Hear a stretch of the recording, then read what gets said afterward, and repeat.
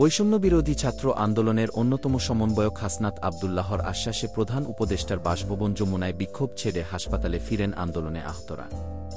রবিবার ২ ফেব্রুয়ারি দিবাগত রাত ১:৩০টার দিকে তারা যমুনার সামনে থেকে সরে যান।